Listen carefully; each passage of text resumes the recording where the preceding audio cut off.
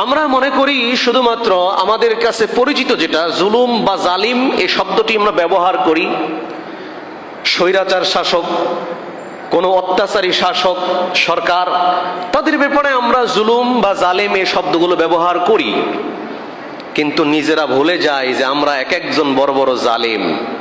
কেমনে? এটা কোরআন সুন্নাহ দ্বারা জানার চেষ্টা করব, আসেন ইনশাআল্লাহ। সম্মানিত উপস্থিতি, তারা তো জালিম। রাষ্ট্র শাসন করতে গিয়ে যারা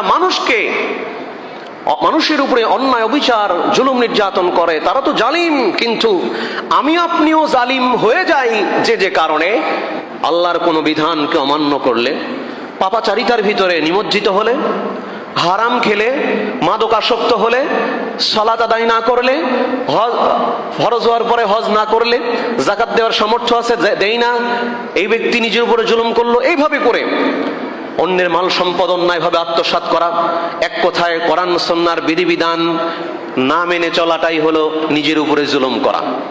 ইবাদত বন্দেগী না করা, আল্লাহর বিধান মেনে না চলাটা হচ্ছে নিজের উপরে জুলুম।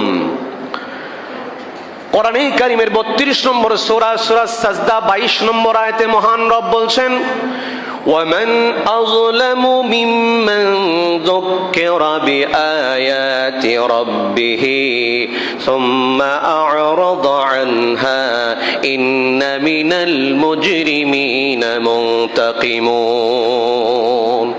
আল্লাহ রাব্বুল আলামিন এখানে বলছেন, তার চেয়ে বড় জালিম আর কে হতে পারে? তার চেয়ে বড় জালিম আর কে হতে পারে যাকে তার স্বীয় রবের আয়াত সমূহের মাধ্যমে উপদেশ দেওয়া হলে মুখ ফিরিয়ে নেয়, বিমুখ হয়ে যায়, উপদেশ গ্রহণ করে না। তার চেয়ে বড় জালিম আর কে হতে পারে? সুম্মা আ'রাদা আনহা, এরপরে মহান রব বলছেন, ইন্না মিনাল মুজরিমিনা মুনতাকিমুন, নিশ্চয় আমি অপরাধীদের, পাপিষ্ঠদের উপরে প্রতিশোধ গ্রহণকারী। আল্লাহ বলছেন। তার মানে এখানে জালিমের পরিচয় অলরেডি হয়ে গেছে।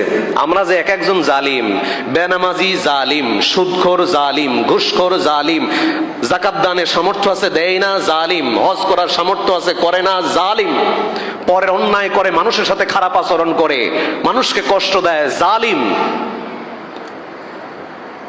মেয়ের সম্পদ ফাঁকি দিয়ে ছেলের নামে লিখে দেয় জালিম, সন্তানের ভিতরে ইনসাফ করে না, এক সন্তানকে বেশি ভালোবাসে আর এক সন্তানকে কম ভালোবাসে, ও জালিম। পাপ করলেই জুলুম, পাপ করলেন নিজের আত্মার উপরে জুলুম করলেন।